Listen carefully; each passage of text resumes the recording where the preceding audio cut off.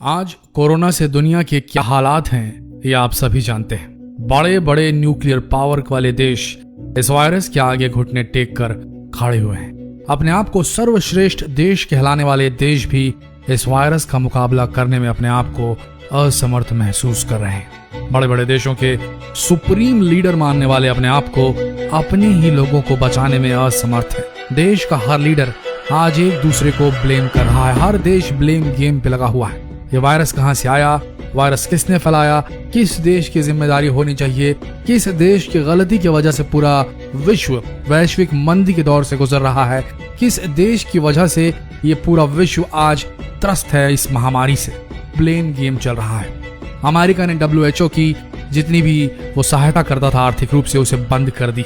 अब बाकी देशों का रवैया अमेरिका की तरफ किस तरह का होगा ये देखने वाली बात होगी, क्योंकि WHO बहुत सारे गरीब देशों के बड़ी बड़ी बीमारियों से लड़ने में मदद कर रही थी, जैसे कि पोलियो से लड़ाई में, मलेरिया से लड़ाई में बहुत मदद कर रही थी। ऐसे में इन देशों का रवैया अमेरिका के साथ कैसा रहेगा और चीन कितना ताकतवर हो जाएगा अगर WHO पूरी तरीके से चीन के समर्थन में चला गया तो। और हो सकता है आगे चल के इन देशों की दुश्मनी जो है वो एक तीसरा विश्व युद्ध का रूप ले ले। आज इस वायरस ने दुनिया में लाखों लोगों को संक्रमित कर दिया है और लाख लोगों से ऊपर की मृत्यु हो चुकी है।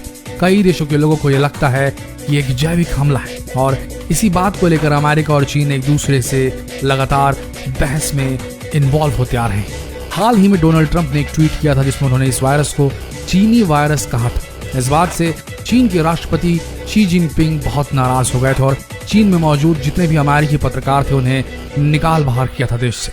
लेकिन चीन की इस कड़ी प्रतिक्रिया के बावजूद भी डोनाल्ड ट्रंप पर कोई फर्क नहीं पड़ा था और वह लगातार कोरोना वायरस को चीनी वायरस का ही नाम देते आ रहे थे। लगातार डोनाल्ड ट्रंप और शी जिनपिंग के बीच में तकरार बढ़ती जा रही है। दोनों ही देश बहुत ताकतवर है, इस बात से इनकार नहीं किया जा सकता और ये बात भी सभी को पता है कि दोनों देश परमाणु हथियार संपन्न है। अगर बात ज्यादा बढ़ गई तो हो सकता है इन देशों में युद्ध शुरू हो जाए, जिससे दुनिया में तीसरा विश्व युद्ध शुरू हो सकता है। देखिए, इस वक्त अमेरिका जूझ रहा है कोरोना नामक महामारी से, जिसकी वजह से वहां पर जबरदस्त नुकसान हो रहा है जान और माल का। और ये बात इसलिए यहाँ कही जा रही है क्योंकि जितने लोग अमेरिका में मरे हैं उसके 50% लोग भी चीन में नहीं मरे जहां से ये वायरस निकला। जी हाँ, ये बात सत्य है। चीन में उतने लोगों की मृत्यु नहीं हुई जितने की अमेरिका में हो चुकी है। तो यहाँ अमेरिका ये बार बार दोष लगा रहा है, कई सारी अफवाहें उड़ रही हैं, लोग आरोप प्रत्यारोप का सिलसिला जारी रखे हुए हैं।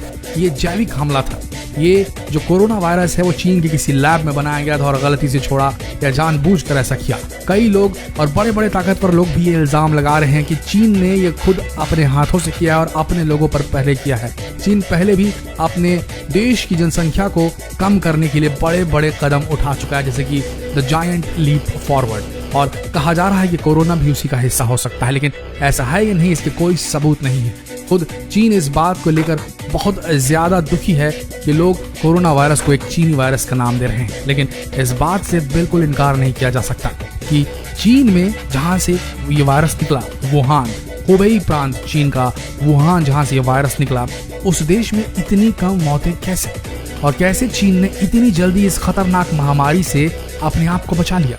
और अब ये महामारी पूरे विश्व को अपने शिकंजे में पूरी तरीके से कसे हुए है। इटली जैसे देश में लगातार मौतें होती जा रही हैं, पूरा देश लगभग तबाह हो चुका है।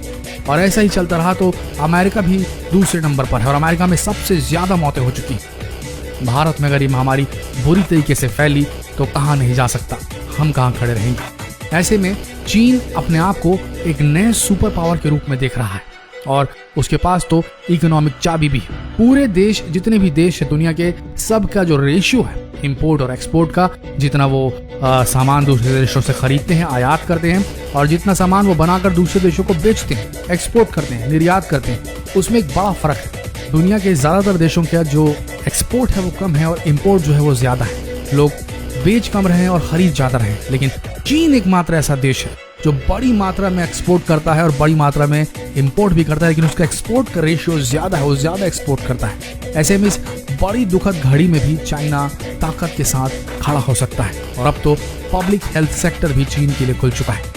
ऐसे में चीन की शक्ति को कहीं से भी अमेरिका से कमतर नहीं आंका जा सकता। और तब जब अमेरिका लगातार ब्लेम गेम खेल रहा है चाइना के ऊपर में, और इसी ब्लेम गेम के चलते, और यहाँ तक कि उसने खुलेआम WHO वर्ल्ड हेल्थ ऑर्गेनाइजेशन के सारे जितने भी वो एड्स देता था, जितनी वो सहायता प्रदान करता था, उसे बंद कर दिया।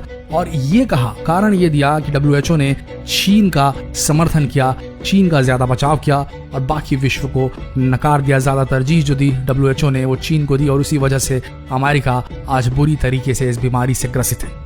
ये जो लगातार टेंशन्स बढ़ रही हैं, कहीं इसकी वजह से तीसरा विश्व युद्ध न हो जाए, इस बात का डर लगातार आज के इस वैश्विक परिदृश्य को देखकर सता रहा है।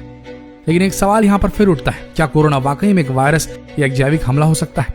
एक तरफ चीन इस संक्रमण को लेकर चीन को कटघरे में खड़ा करने में लगा हुआ है, दूसरी तरफ चीन कई बार कह चुका है, और चीन में भी ऐसे गुट है जो ये सवाल उठा रहे हैं कि ये वायरस अमेरिका ने चीन पर छोड़ा है, जबकि ये गलत बात है, ये भी सही नहीं है, इसके पीछे कोई सबूत नहीं है। अब आप ही सोचिए, चीन इतनी जल्दी इस वायरस के प्रकोप से कैसे निकल गया? जिस देश की जनसंख्या सबसे ज्यादा है, कई लोगों का ये मानना है कि चीन ने इस वायरस को अपनी ही लेबोरेटरी में बनाया, लेकिन क्या चीन अपने ही लोगों को इस वायरस से मार सकता है?